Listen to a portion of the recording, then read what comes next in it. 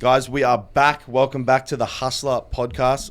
I'm sitting here with a guest all the way from London, or an hour out of London. What do we call it? Wokenham. Mason Mills. And surprised the couch hasn't broken yet. He is a beast. I know I got a bit heavy since Pro War. In a good way. He's jacked and he's strong and he's here for Big Dogs. Yeah, Big Dogs. I've been here, I think, in 3 weeks in total. Yeah, which is not too bad, man. Unreal. And for reference, Big Dogs is for the big dogs. Yeah, I think I'm the second lightest person there. I think the winner, Colton's is like 115. I think I'm the second lightest at 143. No, 146, sorry. 146. Heavy. Yeah. Heavy and strong. Strong. And from what I understand, Big Dogs is invite-only comp where you have to somewhat close to or just above total 1,000? Yeah, so usually it's if you're within a tenth of 1,000 or you have 1,000 plus total. So obviously at Pro Raw, I pulled for 982. So I pretty much, even though I didn't get it, I pretty much got the invite through that and traveling down anyway. So we got 1,000 in the bag? Oh, yeah, I've hit in training. So in the training, went 425, 200, 370 with kgs left in every single one. Wow. Yeah. It's been well because what happened was for Pro Raw, because obviously I competed in November, then I only had 10 weeks between comps, so I literally had no off season, had a week off training, and straight back into it. So everyone's judging me on the strength I had there when I have had a 6 month off season now. So how many comps do you do a year? As I've got heavier, less and less, bro. Yeah. Like this will be my second one this year, both in Australia. Yep. I was meant to do XBC in Poland, but when Marcos reached out to me, I was like, nah, I got to do Big Dogs, bro. Yep.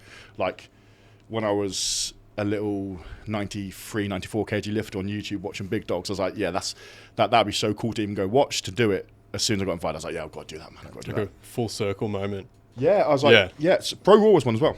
So when I first got into powerlifting, like I competed within the IPF, but I used to follow like Dan Green and Andrei Malinchev and all these guys. And I've always followed like these sort of comps, like the Pro Raw comps, Big Dogs. Can you remember Boss of Bosses? Boss of Bosses? Oh, no. I'm showing my age now, aren't I? Damn. I'm showing my age now. So Boss of Bosses, like Dan Green's comp back in the day, you'd have Yuri Belkin used to do it, Kevin Oak, and I've always followed these sort of competitions. So as soon as Marcos invited me to Pro Raw and then Big Dogs, I was like, yep, like all these lifters done it back in the day. The history of the comps, just mad, absolutely mad. Tell us, when you started lifting, was it powerlifting from day one? Yeah, so when I first started, I didn't realise I was powerlifting training. So Weymouth, my hometown. So I live in Wokenham, which is about just South Midlands, south of London. I'm from real far down south of the country, Weymouth. So Weymouth's got a massive history of strength athletes. Mm-hmm.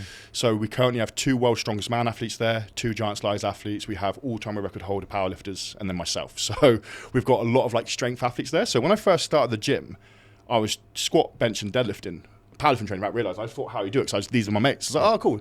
Then one day I was like, no one else is deadlifting here. I was like, why is no one deadlifting? Everyone's doing like Smith machine stuff, and I'm here with like singlet, like sleeves and stuff on. So yeah, I started training. I think it was late 2015.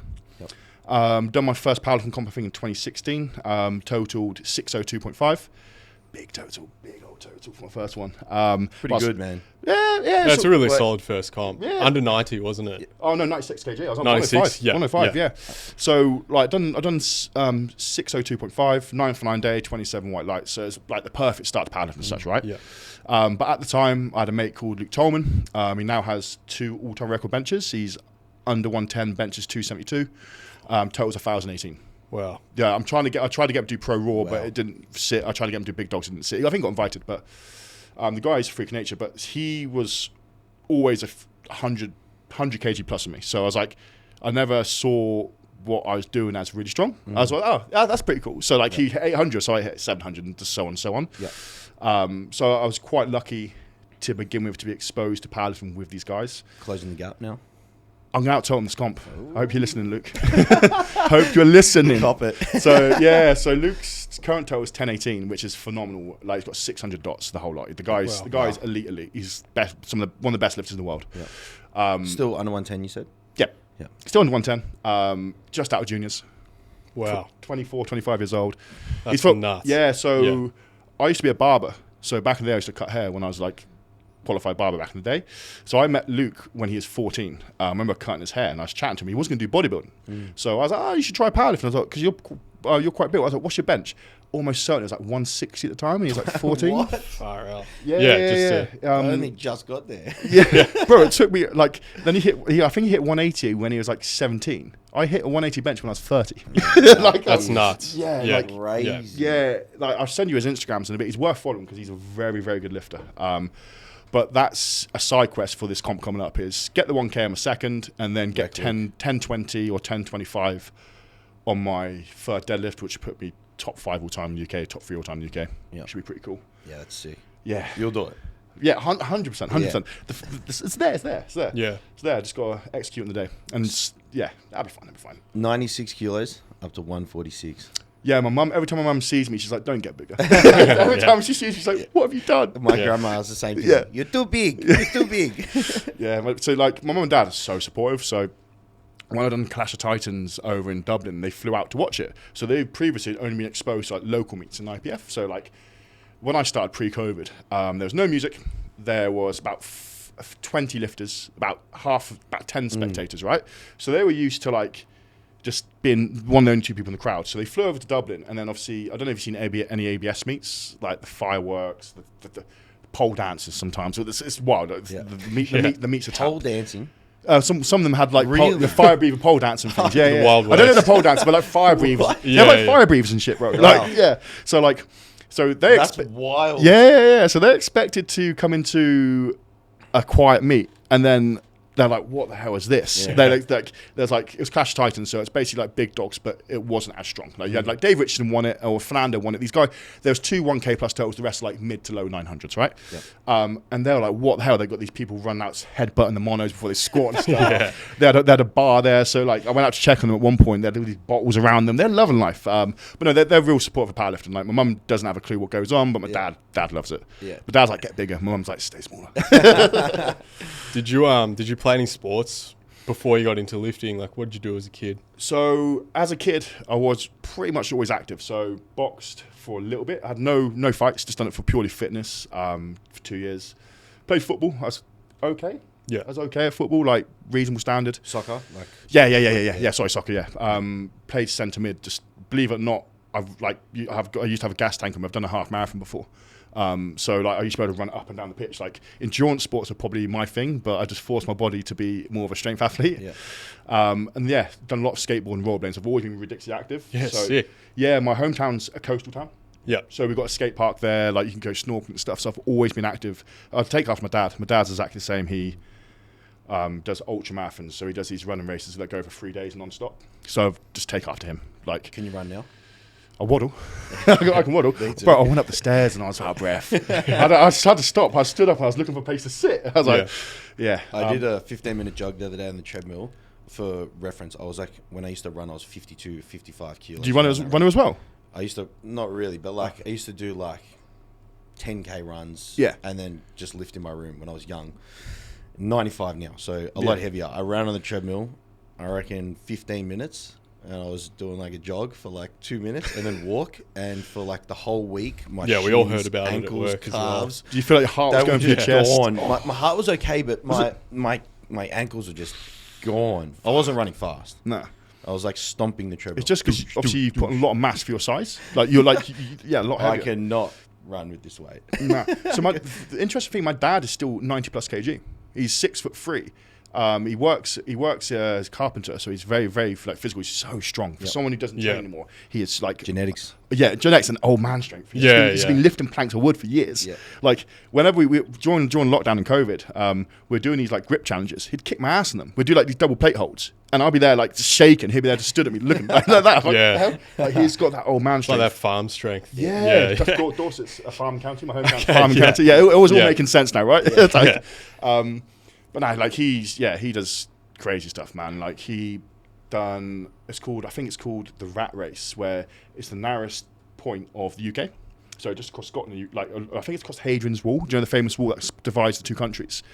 Romans built, I forget one on the UK. So Romans built it thousands of years ago, right? So there's a wall that goes across the UK. It's different heights. It used to basically block out the Celts from Scotland, and Rome invaded the UK. So there's a run where you run the width of the UK, and he's run across the UK, which is absolutely wild. Wow. That guy is like mid-50s. Wow. Is it a big distance? Yeah, so I think it's like he does like 200k running races, 200 kilometers and stuff. Like the guy, like you'll be moving, pretty much moving for like 22 hours a day. You sleep for like 2 hours. 90 plus About 90 kilos. 92, 93 kg. Wow. So like he's very, very active. He only started running. He used to be heavily into like bodybuilding. He never competed, just recreational bodybuilding. Go to the gym, bench halfway down, back up. You know, one of those ones. Like, it's an absolute mess lesson. But like, he was it's fun training though. Yeah, fun training. Yeah, fun training. But that guy, he was. I remember when I was younger, he was always training weights. I think that's where I get it from. He had a spare room in the house, and he'd listen to the same like trance music, and he'd be training weights. So yeah, so I think that's my type of. Yeah, so I think in the back of my head, I remember it, and his brother, Jason. So he's 6'7", like a huge human, exactly the same. Just both trained. Like my dad's side of the family, all just very athletic. So. Yeah, my dad, one of my first memories is watching my dad just bench. Don't know how much it was. I bench more, obviously, but like, obviously. Got him covered. Yeah, but he can plate hold more than you. Yeah, 100%. Well, probably still beat me in arm wrestle as well. He's just got that strength. But yeah, I just remember some of my first memories was watching him do that. But as he got older, he stopped training, as you do, drift out of it, and he put a lot of weight on. So there's an half Ironman in Weymouth. So you know what an Ironman is: swim, run, cycle, right? Yeah, crazy shit. Yeah, absolute tap shit, bro. And he literally said, 1 year, I'm going to do that next year. And he, at the time, was like 20 stone, out of shape and stuff. The following year, he done it. And then ever since then, he's been hooked. Yeah, he's like literally, phenomenal athlete, very good athlete. If he started these sports when he was younger, he'd be very high level. He just didn't have time because obviously me, my brother and sister, just there. Ruined him. Yeah, legit, just stressed out to hell, looking after us. But little brother's the same. Little brother's in the forces. He's over on the Russian border at the moment in the tank. Yep. Oh wow. Yeah, but he's like, if you see this, Jensen, sorry, he's like stick thin, but very athletic. Yep. Can run for days, do pull-ups, press-ups for days. Like very, very athletic. So, like runs in the family, I think. Yeah, which is pretty cool. Genetics. It all comes back to genetics. It does, doesn't it? I try, yeah. Well, you were pretty skinny back in the day. Like I remember you posted a photo on your story. It's probably a few months ago now. And yeah, obviously, like very, very slender frame. Yeah, so weirdly enough, I've always had big feet and big hands. My hands are like, I've got shovels. I've got fucking shovels. They're massive, right? So I've always had like big hands. Also, my knee joints are huge. Yeah. So I always think, like, it sounds weird. I know you listen over there, so it sounds weird, but like, my knee joints have always been quite big as well. So I think I've always been built to be bigger. To be big. But I just didn't eat. Just literally just done other sports basically. But as soon I've never had an issue putting mass on. As soon as I've actually trained properly, I've never had an issue putting any sort of mass on. Do you have to eat much? At the moment, 6,000 calories a day, but this is the first time I've had to eat this to maintain weight. Usually, like obviously Tommy Biz from Zero does my nutrition. Before that, like I was eating probably 2,500 calories a day, 3,000, and just staying same weight. But I've actually tried to push it up for this competition. I was like, there's no point being a super heavyweight if I'm 141. I might as well be under 140. So I was like, right, I'm going to commit to it a bit. 146 to 148 in the mornings now. My lifts have gone up because of it. Like of course. My bench is finally moving, which is good. Like I needed that. I needed that. Yeah. Because bro, it's just I need that because the bench is still not great, but like it's got a lot better because obviously I've squatted 425, I've deadlifted 370, 205 bench doesn't match those numbers. Like especially for super, it's normally people are, oh, what do you bench like 230? I wish. Yeah. Sometimes 230 pounds on a good day, but like soon. I think 210. We're aiming for 210 big dogs, which would be a massive improvement. Yeah, that's big percent. Yeah, like 10 kg. Yeah. So big percent increase since March. And to be honest, in March I could have benched 202 to 205. I'm not an explosive lifter. Yeah. And then squat, if all goes well, 435 to 445. So a big increase in squat. Yeah, that's and then solid. Deadlift 370 to 380. Still with the slightly wider stance from last pro roll? Yeah, I don't know how I squat so narrow. Yeah. My stance was crazy. Feels better now? It does feel better, but when sometimes, it does feel better. It does feel better. When I first went wider, I was like, what the hell? It was like 2 days after pro roll here. Yeah, done it. And literally, I was like, it felt good in sleeves. So when I went done it in wraps, I was like, this feels weird. But I've just stuck with it, and it does feel a lot better now. Yeah. Basically, what happened was, at Pro Raw, I was having to push myself into the depth, which when you've got 400 kg plus in your back, trying to force yourself into the hole, it's not a nice feeling. It isn't a nice feeling. Like, so I was like, I've got to change something, because I was probably squatting, feet weren't even shoulder width. Pretty close. Yeah. Pretty close. Yeah. but I deadlift like that. I'm still quite narrow. Just widen my grip and deadlift, because obviously at Pro Raw I missed that 370. Just couldn't get my shoulders through. Yeah, 2-to-1, which is good. It's a good call. Back for vengeance on that though, bro. That's been eating away at me since. Yeah, you need that fuel sometimes. Bro, like if I like Quiver, like she's obviously up in Ireland. She didn't come down this time, but I probably mention it to her twice a week. Yeah. So I don't miss deadlift. So before November last year and before Pro Raw, I'd only missed one deadlift since 2016. I'd never missed deadlifts. So it's because the 2016 one just tore my thumb up. Too big. Nah, don't say that. I can't think about that. Can't do hand reduction surgery. But now, so I still need to get back to that third deadlift, because it is. I'm a 9 for 9 lifter. You go from open powerlifting, and I've been 9 for 9 like 60 or 70% of my meets. And that's something you don't see a lot of, especially with bigger guys. You'll see a lot of meets, and it's not uncommon to see people going 6 from 9 or even less sometimes. Pro Raw this year, you see a lot of lifters, and they miss their first squat, they miss their second, and then it's sort of a Hail Mary on the third. But, I think to be a 9 for 9 lifter when you're lifting loads that you are is definitely a testament just to how you perform and prepare. So I put it down to, I haven't competed in the UK since 2019.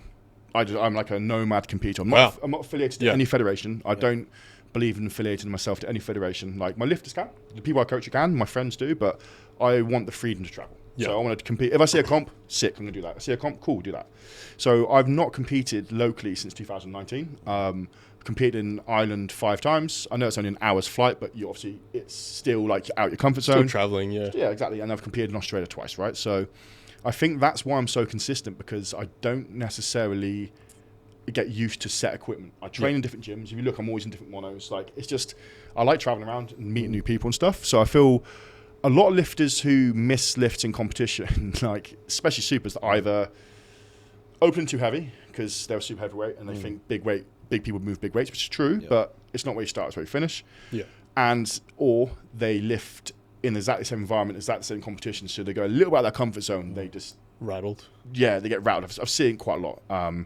Especially at these pro level meets, you see people do awfully. How have you gone 4 for 9? The last meet went 6 or 7, 8, 9 for 9. You check their open powerlifting, it's because it's literally their gym they train at. You see it quite regularly. But no, I pride myself in trying to get a 90% success rate, 92%. Yeah, I've got a high success rate. Yeah. Before my last meet at Abs, I think I had only missed 2 lifts out of 4 meets there. Wow. Yeah, So. Yeah, and at Pro Raw I missed 1. I won't be missing 1 next Saturday. Yeah, you got a spreadsheet with everything? It's in here, bro.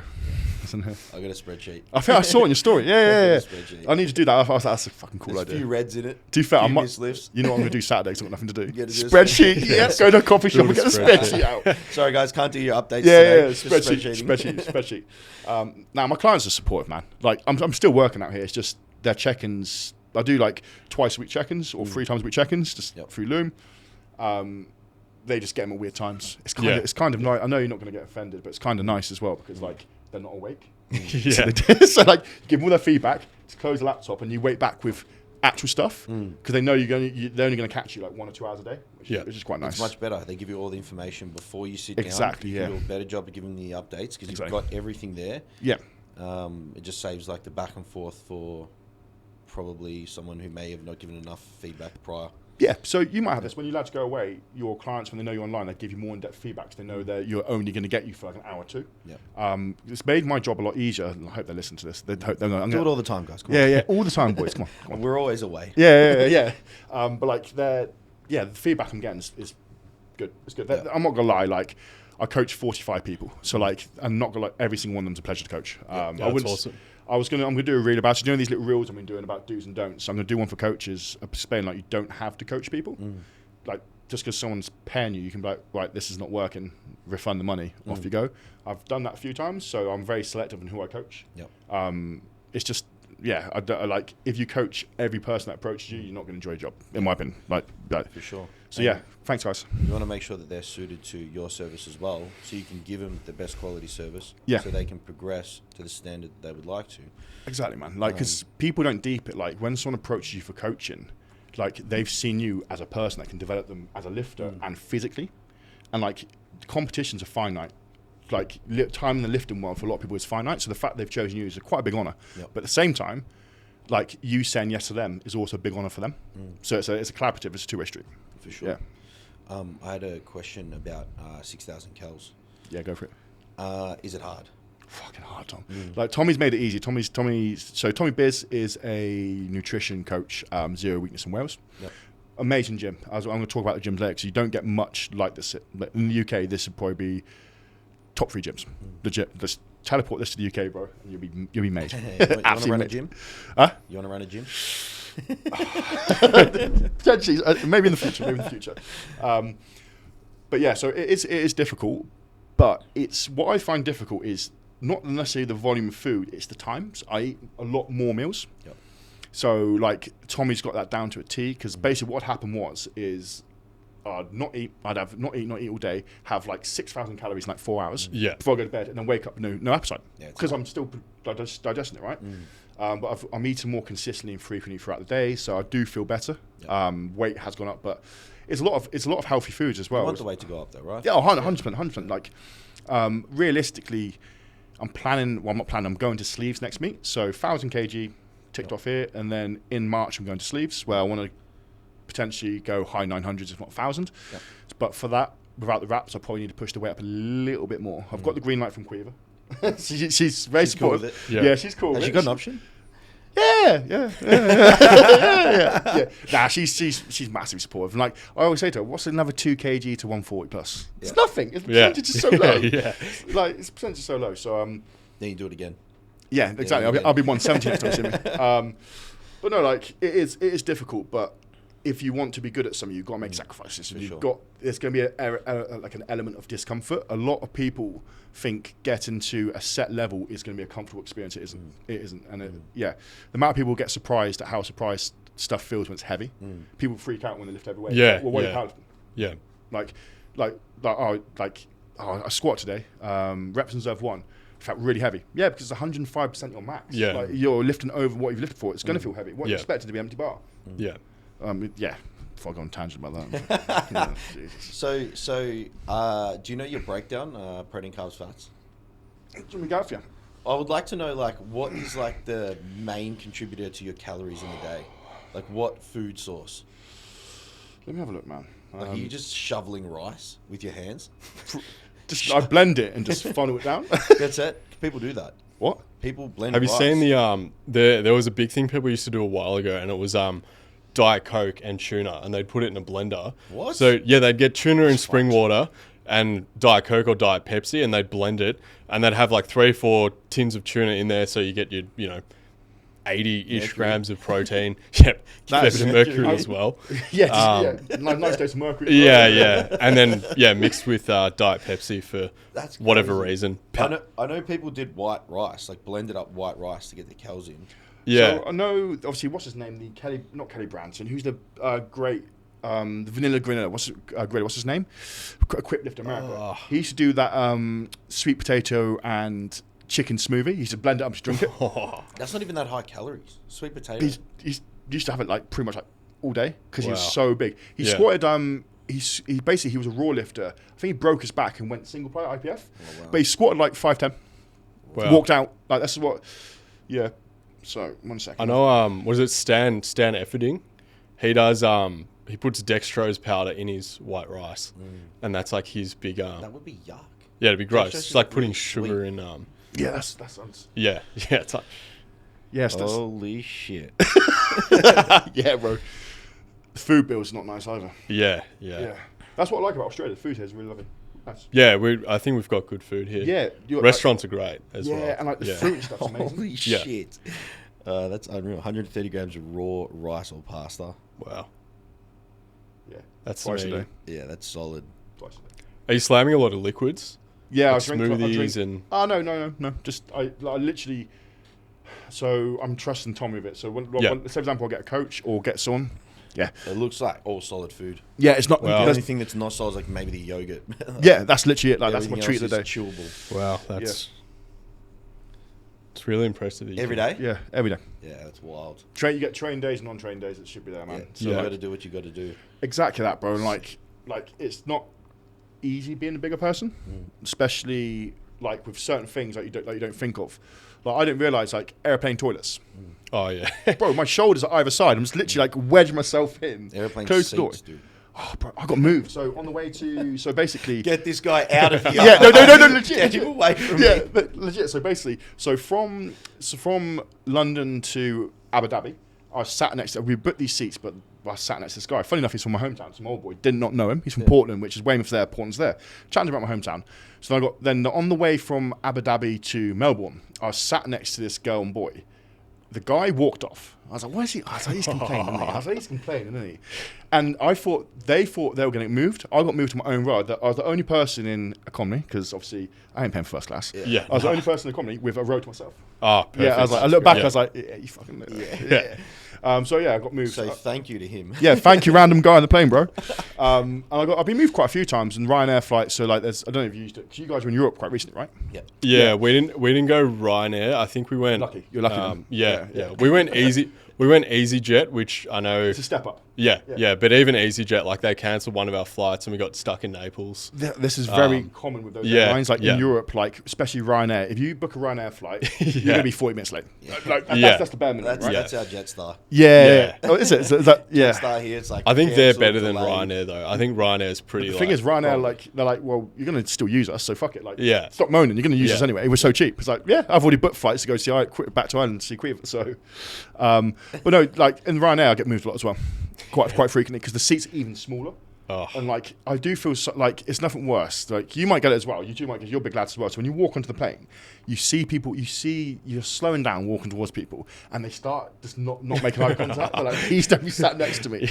And they're like, oh, sorry, mate, I'm sat there. And and they can hear me go, like it's gonna be an uncomfortable flight, bro. I don't cop it. I'm alright. Yeah. I just do the old shoulder in. And I can't. keep to myself. Yeah. Like because so I'm so lucky I got moved to seat because You can't do that now. no, because on the Etihad flight, so I flew with Emirates last time. Awesome. This is gonna be like an airline podcast, Yeah, but like yeah. awesome. Emirates is awesome, right? But Etihad, the two little seats, They don't move. the one on the outside didn't move. The one on the inside did. Yeah. But I was like, it was so uncomfortable, man. Like so uncomfortable. And this little kid just kept falling the seat back. I swear to God, his head was like there, and I was looking at it like, move. Just kept like slowly pushing it back. It's like, shh. Yeah. So basically, like little things like that when you're like a larger person, buying clothes. Oh Like, yeah. I'm lucky my sponsor sponsor strength shop, like they send down t-shirts and stuff, right? They go up to like 5XL, 6XL.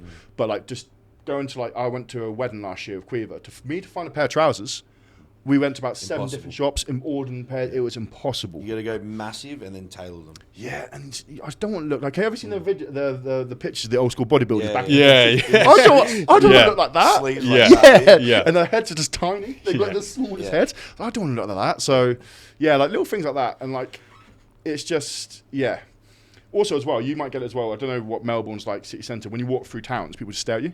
No, I don't cop Oh, I that. get that. I'm not big enough. Fair. Yeah. Neither.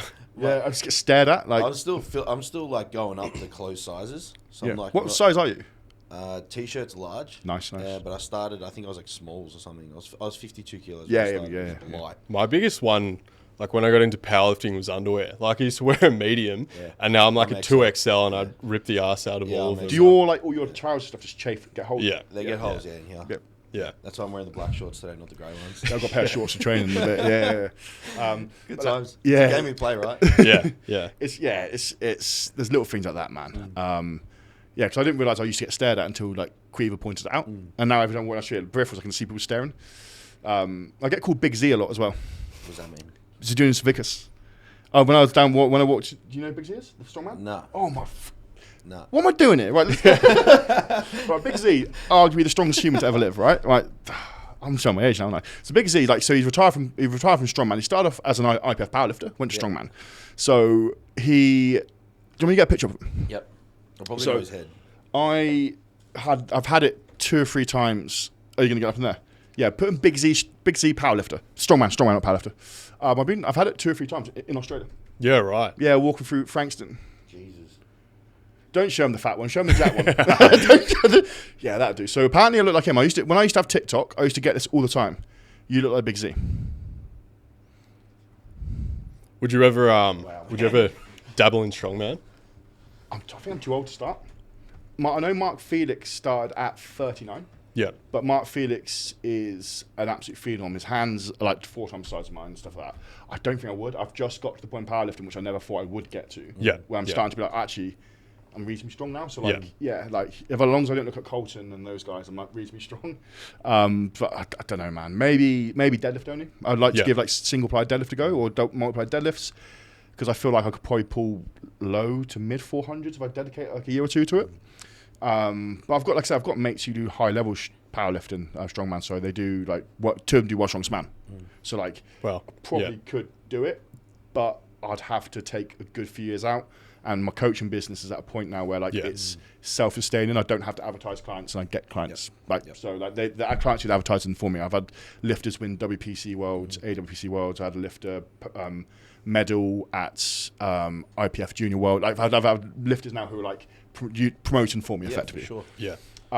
So like, as a business perspective, probably not. I'll probably wait a few more years and then potentially maybe do like a master's deadlift only in strongman. Yeah. Do something like that. Maybe do That's like static monsters in the UK. So they do like, I think it's like log press, deadlift, and axle press. Okay, it's all the static events. Like I'd give that a go because I really don't fancy detaching my biceps. Yeah. Like, yes. They can strap though, yeah?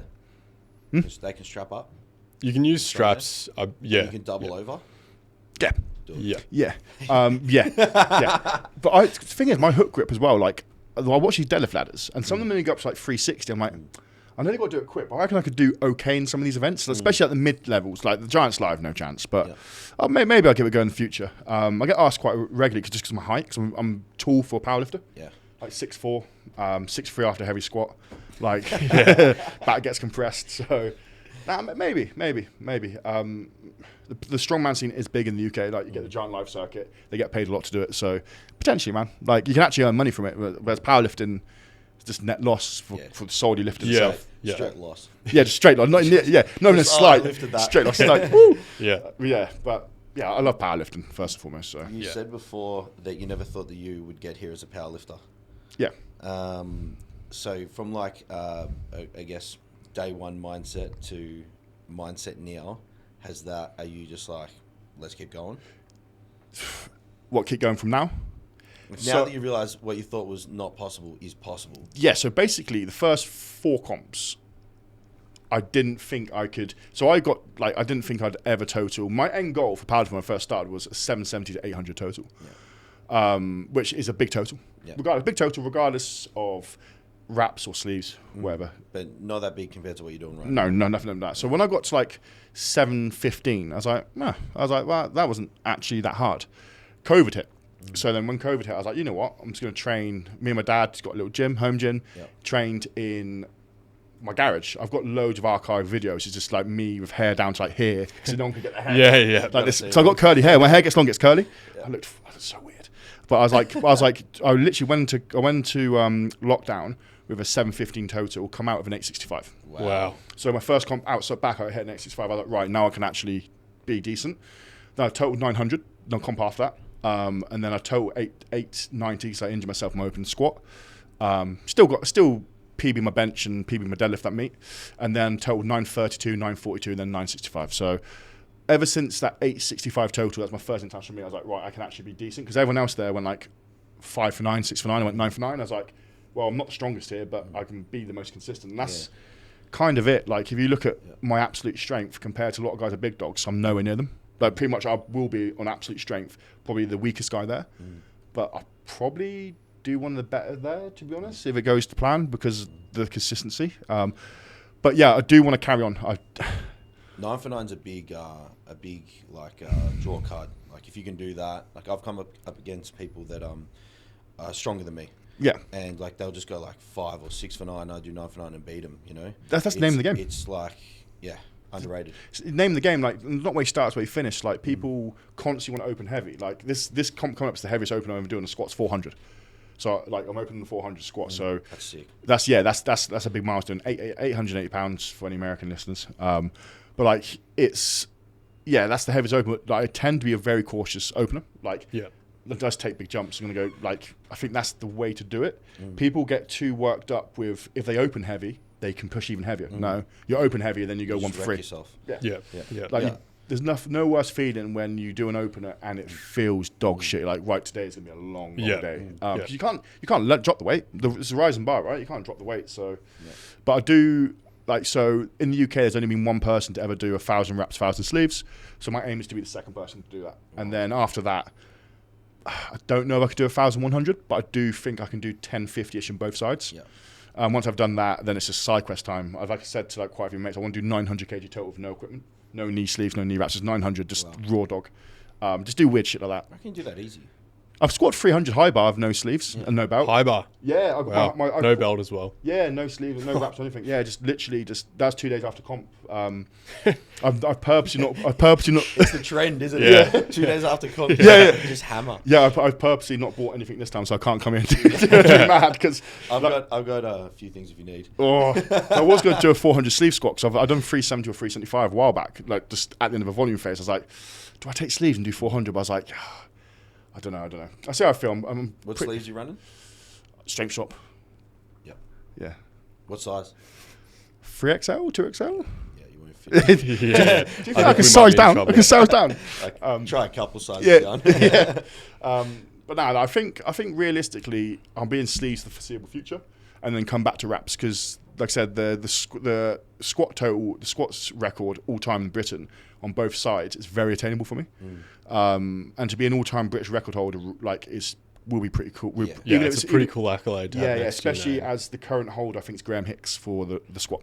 So to take Hicks's squat record, which he's done at Big Dogs, would be very cool.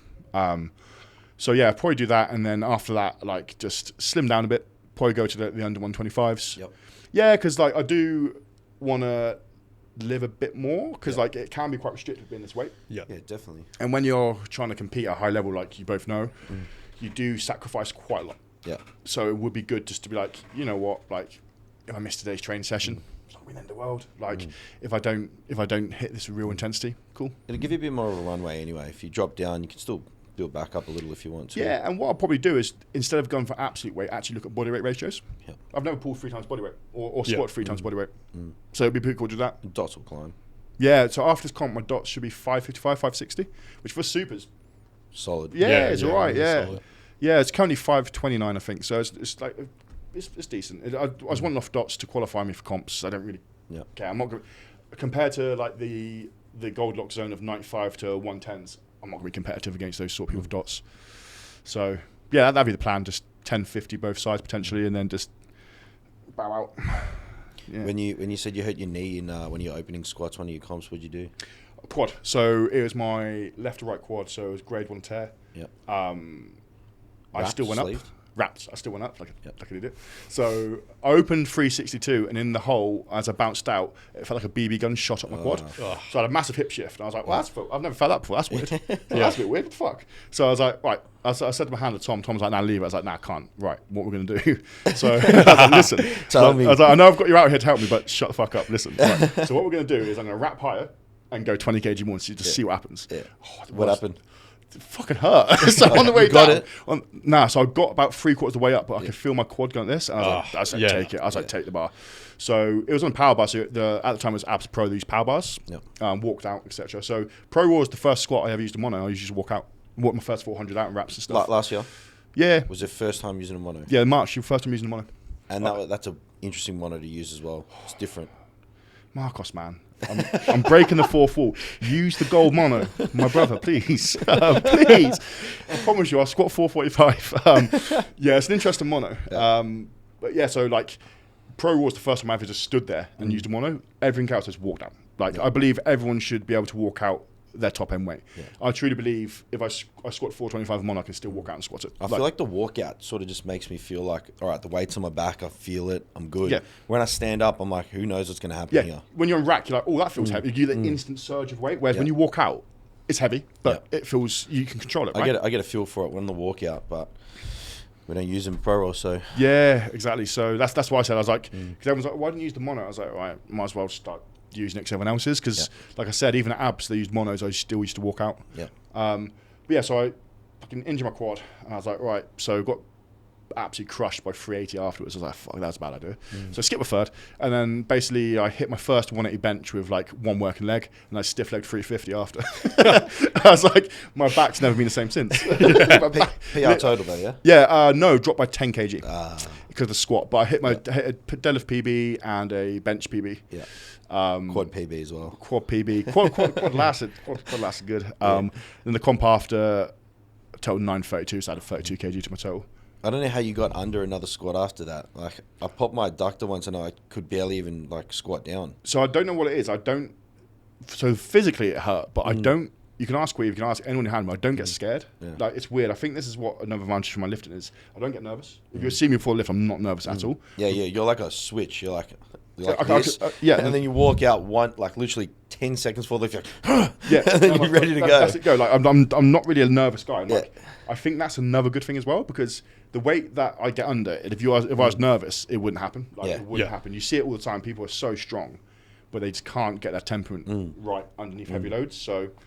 Yeah, I think that's the thing as well. That's why when I tore my quad, I was fuck, it is what it is. I was like, I just shake my head and they grab it. And to be fair, they grabbed it quite quick. Yeah. So my whole leg didn't blow up, but yeah, it was all right. But yeah, apart from that, that's pretty much the only time in comp I've really been injured a little bit. Yeah. Like, the first 900 leading up to that, I've really badly sprained my QL about 8 weeks out, to the point where I couldn't deadlift or squat, and I still just done 900 flat. Yeah. So this next meet, like, what are we looking at? Right, so if it goes plan, 1,000 kg. When it goes planned. Yeah, but like there's two plans. So the base plan is 1,000. Yeah. 1,000 flat. As a minimum. Yep. All I need for that is 425, 205, 370, or 435, 205, 360. Like there's multiple ways to get the 1,000 kgs there. Yeah. 1 minimum. Are you doing like seconds to total 1,000? Second deadlift to total 1,000. Yep. And then third to crush it. Or second deadlift to go over 1,000. Yep. So like the plan is 400, 425, 435 to 445. Yep. Then 195, 205, 210. Yep. And then 330, whatever I need for 1,000. If it's below 350, I'll just go 352 to 355 to break the 1,000 on my second. I can pull 355 any day of the week. And then just send. Then send it. Basically look at the UK rankings, or if there's a potential placing, but I don't. To be honest, I think I could probably come 5th at Big Dogs, but unless people seriously fuck up, which I don't want them to. I like beating people on their best day. Yeah. I don't like beating people when they have a shit day. It's a hollow victory in my opinion. So unless people have real bad days, which I'm not gonna lie, like I think the occasion will elevate people's performance, not necessarily take from it. So that's why I'm not really focusing too much on overall placings. But like I said, the biggest total in the UK ever done is 1,100 gram hicks at Big Dogs. Second's Dave Richardson, 1,082. Yep. And then it's Conor Marston, 1,022. Yeah. So I think if it goes to plan, as in the plan B, then I'll probably go 375 or 370 on my third deadlift to go for the 1,025. 1,025. Be the third strongest powerlifter of all time in the UK. Yeah. Which would be cool because compared to the other guys, I haven't got a big following. I don't care for social media as much. I know I post a lot, but I don't do heavy edits. I don't do any of that. I'm like, fuck it. Like, bro, I don't even put music on my video. Sometimes I even forget I have audio. I post some squats, no audio. I'm like, let's have it. Like, just watch. I just do it for me. Like, do it for me. Like, it's just cool to look back like, as a journey as such. But yeah, coming third would be pretty cool because that means I beat Luke as well. He's got 10:18. He's coming for you. Yeah. He's me and him are like, he's doing the German meet in March, but obviously I'm stepping out of wraps. Trying to beat him sleeves. Yeah. Do you prefer wraps or sleeves? Sleeves? Yeah. Sleeves are easy. Yeah. As stupid as it sounds, like I say it quite a lot. People always message me comparing wraps and sleeves. Like, what's easier? Sleeves are easy. Like, you can put a pair of sleeves on the squat. Like, people think that wraps add to your squat. Yeah, they do if you're good in wraps. If you're shit in wraps, which 90% of people are, you get nothing out of them. I think to add on that as well, like when you're in a mono, it's freaking hard as well. You got to get someone to run the gate. There's so much more than just lift it, walk out, you're good. Like I'm so lucky. I've got like a few lads who come down and help me out quite a bit. But me and Queeve travel an hour and a half to use that mono. There's no monos near us, so we have to travel an hour and a half. Once a week, yeah. We should an hour and a half to use this fucking mono. Yep. And then some of the lads come down. Shout out to Tom. Shout out to Ebo. Like they come down. Sometimes they're not even training. They just come down and work mono for me. That's sick. Yeah, it's so nice. Like the boys. Like the most I've ever squatted about back spots or spots was 380. Like Queeve were just on the mono, and I said because I looked around the gym at the time. No one's saving me. No, there's all these moped 16 like they've got the curly. I was like, bro, I'm not putting them. They'll make it more dangerous. Yeah, they're probably push it up. You got it. Another rep, bro. You got this. I'm like, get the fuck off my back. So like without those sort of lads, like the prep would be so much harder, more dangerous. Yeah. So sleeves make it easier. Like I can train at my local gym. The gym I train at, Barber Lounge, is lovely. 2 combi racks, 5,000 kg plates. Like it's a very well equipped gym. So, but they haven't got mono because the space. Yeah. They take up so much space. Yeah, and not many people need them. No, and like in the UK, the monoliths, the scene in the UK, like it's very fractured. So the dominant federation in the UK is the IPF, which you only use a combi and a few power bars, right? Yep. So So that's what a lot of gyms cater for, which is fair. It's where the money is, right? Yeah. It's where the money is, right? So, but yeah, like I'm looking forward to getting back into sleeves because so much easier, man. yeah, and like it's just long, like wrapping your knees. If you fuck your time, if you fuck your time, and you sat there for 5 minutes, or they say bars loaded, and you've got one thing. So that's self wrap as well. So You self wrap for comps too? yeah, the whole time, yeah. That's right. You did that last year, didn't you? Yeah, like everyone gets weirded out by it because I Yeah. wrap inwards Yeah. or I wrap the same way or some shit. Everyone's like, what the fuck are you doing? I'm like, Yeah. Like I wrapped wrong. So Have someone you put it ever out. had someone wrap you? Yeah, but like, my point of view is like I don't want to add a variable in comp day. So Yeah. and like if I had one person rap me once, Jahan, shout out to Jahan, worst rap I've ever had. So yeah, my patella was just hanging out the whole time. And I was like, it was my first 300, bro. Thank you, but never again, never again. So I just do it myself, man. Like I do believe like every single person should be able to self rap to a standard. Just because if someone can't come in, like say for example, you rap, Jace, right? So for example, one day you have like you've got flu and you can't come to this comp. Imagine that variable. You're like, fuck, bro. Like, even if it's exactly the same, it's different. So knowing you can rap to a standard is. I'm pretty shit at doing it myself. One's tighter. They're nowhere near as tight as what someone else can do.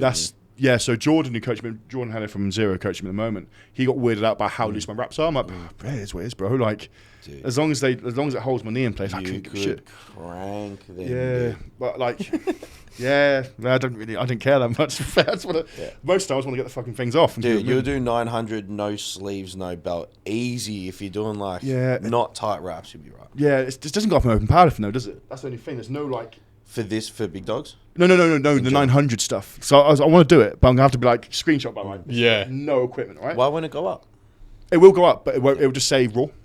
Yeah, it won't say, no belt, no sleeves. Yeah, okay. Yeah. Open powerlifting needs to sort it out, basically. Yeah, add another division in. Yeah, that's what we need in sport, right? Let's go. More small changes. Yeah. Please, no. But nah, like, self-rapping is not that hard. It's pretty much because when I started raps was during lockdown. My little brother and dad weren't going to rap my knees. Like, they don't have a clue. So I just practiced. I used the Lillybird method, the 4x tie-off. But because my legs have got bigger, I'll get 4x and just about tuck it. Yep. Use 2.5, which is good. But no, man, I don't mind wraps, but like at the same time, sleeves are so much easier. Like what wraps are you using now? Odin's by Strength Shop. Odin's, yeah. I really like them. Really like them. So you get 4 plus 2 plus 1. 4 plus. So I go 4x 7. and then just about tie off. Yeah. Sometimes on the 425 I couldn't tie off, so I didn't even finish the X. I just went 4. No way. Yeah. I was like, for fuck's sake. Yeah. Yeah, because when my legs swell up after a few, my legs pump up after a few sets. The reps, the revolutions get less and less. I'm like, I don't want to be one of this. I'm like, I need more revolutions, but get less and less. But at the end of the day, like as long as it's adding compression and a bit of rebound, I don't deep it. Here's what it is, man. Big knees as well. Yeah, fucking huge knees, bro. Big old kneecaps. Big old kneecaps. But I'm looking forward to go back in sleeves just because a lot of big comps outside of Australia and even in the UK now are going to sleeves. Yeah. So when you said you're going to cut down after, when's that starting? Oh, that won't start for a while. No. Nah. I'll be this body weight for probably at least another 2 comps. Yep. If not a tad heavier. 2 comps, so 1 year? Probably another year or 2. Yep. I do want to start winding. I'm 33, so I've been powerlifting for nearly 10 years. I'm relatively healthy as a 146 kg person can be. Yeah. But like, I want to go out on top and not go out chasing that high. Yeah. A lot of powerlifters at the moment, they hit that total and then they chase it again and never hit it. I can name. I'm not going to name them, but I can name quite a few powerlifters sadly that are doing that now. Yeah. And it's quite bad. It's quite nice to see. Like they're way past their prime. They're talking about hitting these numbers, and it's like. So, mate, like, what you done was brilliant, but, like, maybe shift the goal. There's no shame in that. Just shift it. Just like, you know what? Like, I've hit this big toe, I've hit this dots. Time to do it in a different bit of equipment. Time to do a different body weight. Yeah. Like, it's Yeah, like, because at some point I'm going to hit my last big total, and I don't want to break myself chasing something bigger. Yeah. Yeah, it's smart. Yeah. And a lot of people need to hear it. Yeah. Getting down to 125, you reckon it'll be easy for you? Dropping the initial 6 kg to 140, yep, perfect. Or 138 would be great, because I can sit around about 140, went to 140 quite comfortably. Getting below that will be a bit harder. From a food standpoint, you reckon you'll be hungry, or you reckon it'll be a breath of fresh air? Probably breath of fresh air for the first bit, and then I think the hunger kick in after a few months. Yeah. Or then again, maybe not. But yeah, I'm just gonna just drop down. I'm gonna look so strange. None of my clothes are fit. Yeah. Not even the reverse. They have to be too small for them. Yeah. They'll be oversized. But It'll be a different you. It'll be a different you. Yeah, will we, man? Will we? A lot of people say to me like, "Oh, I could do 6,000 calories," or "Oh, I did it on Saturday." It's like, yeah, one day. Yeah, try doing it every Try day. doing And a every pizza, bloody day. a pizza and some Domino's cookies. Like, off you go. That's 6K Like, calories. it's like a job. Like, you wake up and you're like, "All right, I can't miss anything in this meal, otherwise the rest of the day is fucked." Yeah. So, Like luckily enough, I got like an equipment sponsor. Strength Shot sponsored me. They sponsored me just after Pro Raw and just after the Animal Cage. When I was on the Animal Cage, right? So, but I don't have a food sponsor or anything. So as well, like the 6,000 calories, as you saw, it's not dirty food. Yeah, it's clean, it's clean and as. Real food, yeah. So real clean. food. There's So like fruit, there's veg. a lot of steak. Yeah. There's a lot of it. So the price of it's expensive as well. So also like I'd probably have a bit more spare cash if I'm not being clinically obese, Saving mode. not being a strength athlete. Yeah. Yeah. The game we play. Yeah. I love it, though. I love the sport, man. I love the sport. Yeah. Outside of powerlifting, hobbies. What's that? What's that?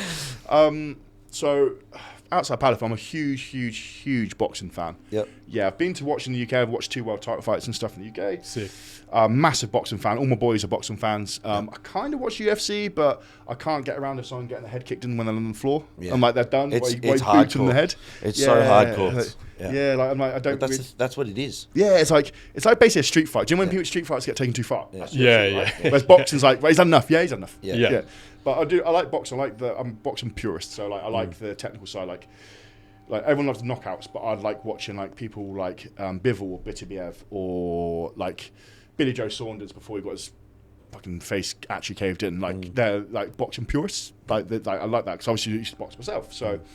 I like watching that, and to be honest, mate, there's not much else because I'm a full-time powerlifting coach. Yeah. My powerlifting meets constantly, travel quite a lot as well, so it's pretty much that. Yeah, and just chilling with Quiva. Yeah. She's very patient, bless her. Would you ever get back into boxing just recreationally? If I was a lot lighter, I'd have to be. Yeah, I'd have to be not even 125. I'd have to be even lighter. Yeah. You'd have some power. It's the complete opposite, isn't it, boxing? It's like get as light as you can. Well, yeah, and rotational, like powerlifting's all get as rigid as possible, but boxing's like you've got to be loose. And if you look at the do you ever see it when like bodybuilders go into like combat sports? Yeah, how they punch. Yeah. And you look at a boxer punch, like yes. I don't think I might do it for fitness, but I don't. The shoulders are too jacked up. Yeah. It'd take years to thoracic mobility is absolutely cooked. Maybe, but never say never. Who knows? Like when powerlifting ends, man. Yeah, do an Eddie Hall and get knocked out by some big strong man?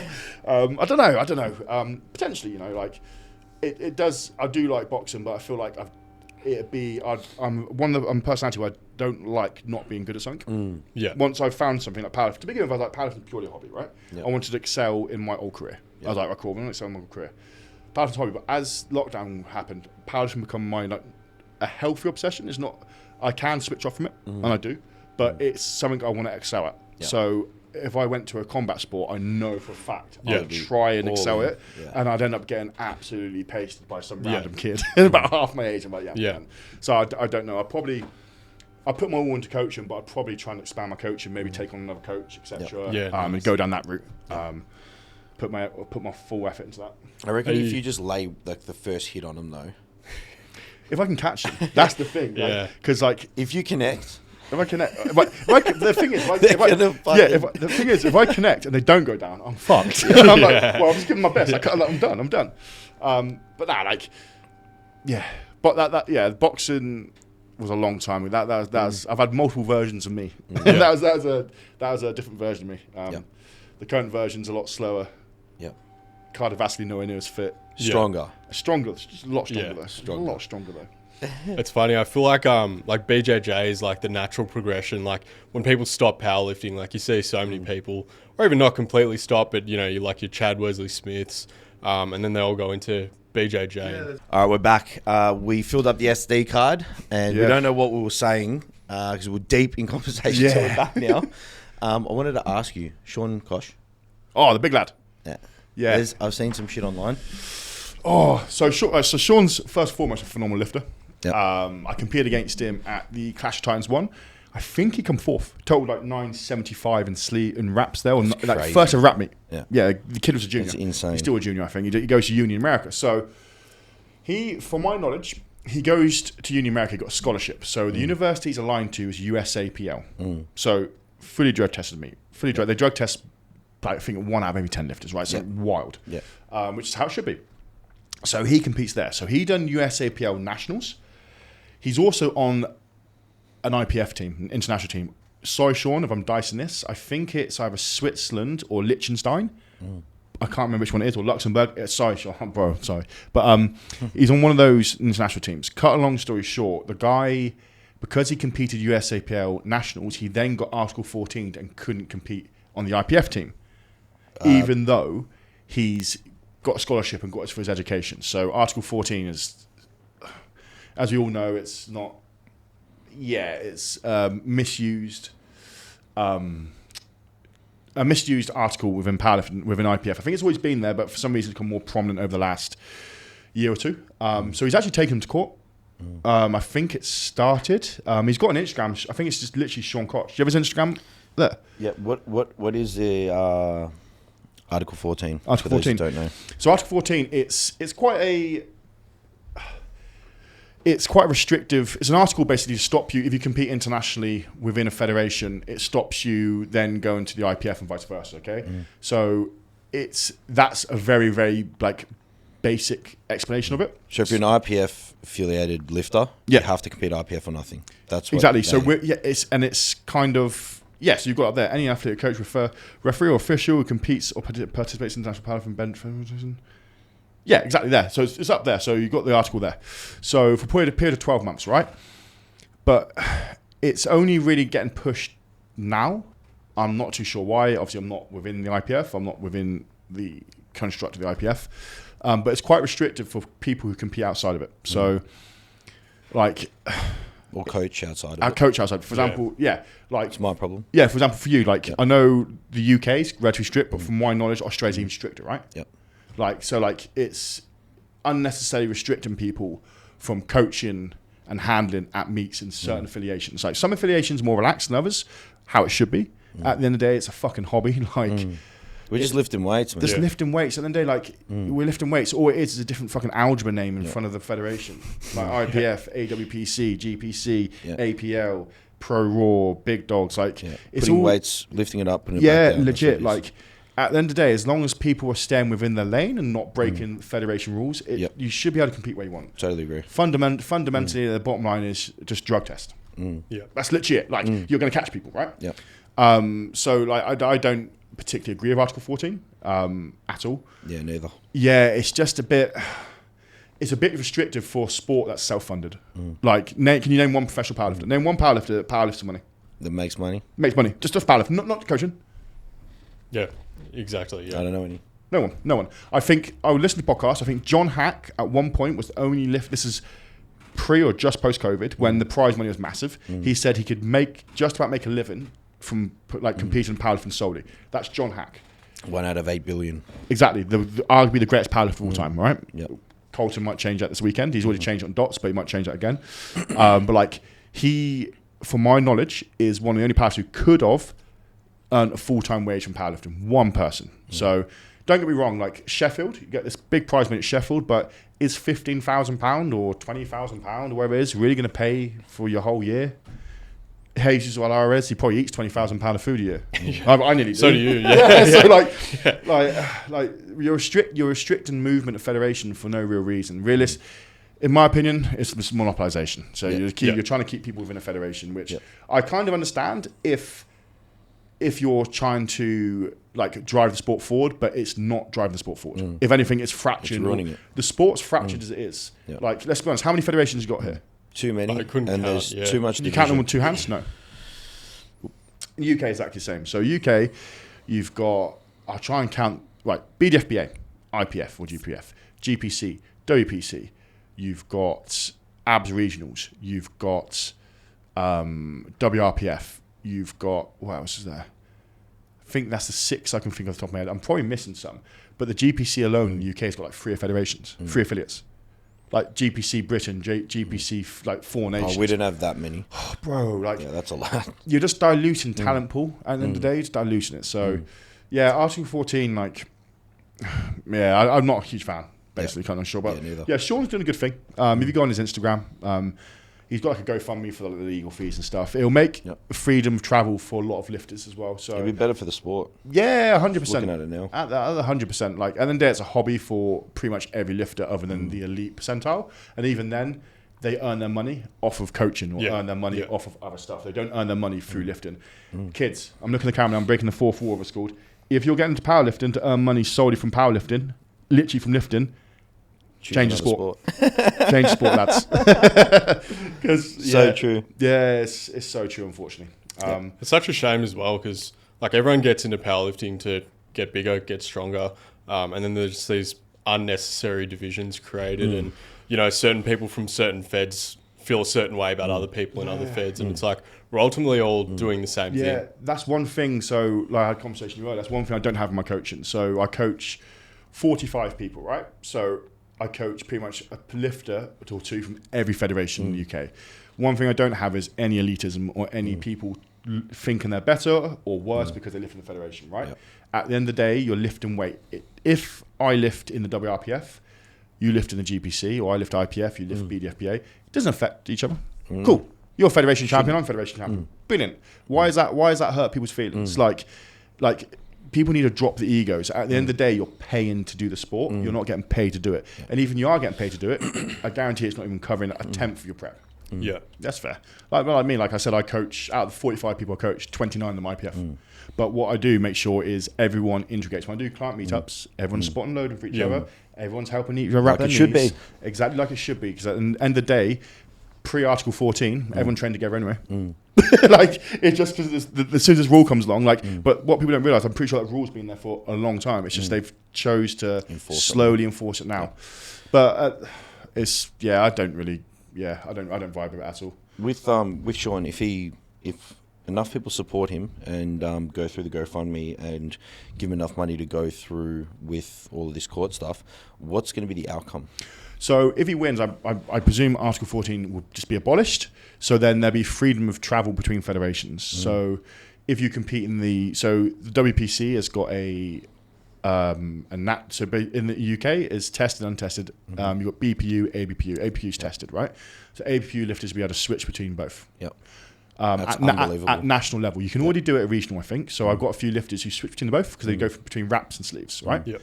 So, but at national level, you can switch between both. So, as it should be. Like, at the end of the day, if you're a tested federation, you should test. Yep. That's the bottom line. Like, in my opinion, I'm not talking too ill of it, but a lot of the Article 14 is to basically limit the amount of testing they have to do by trying to blanket ban people from other federations.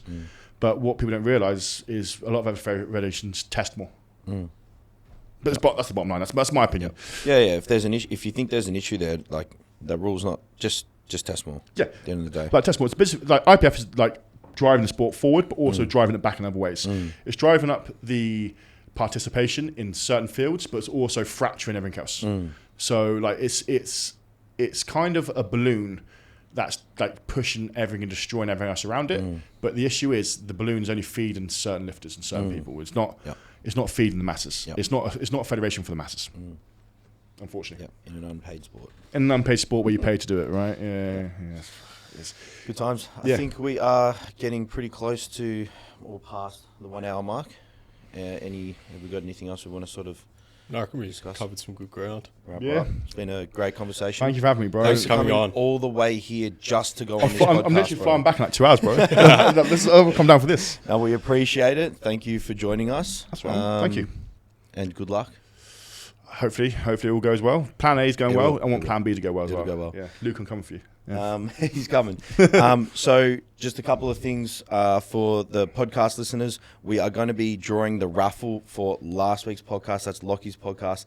Next podcast, Lockie's away at the moment, and we are a little bit unprepared there. So we're going to draw that next week, and we're going to be bringing out a new giveaway. So stay tuned for that. You haven't lost. You could still win, and you could still go into the draw if you share the last podcast. So we're extending how long you can...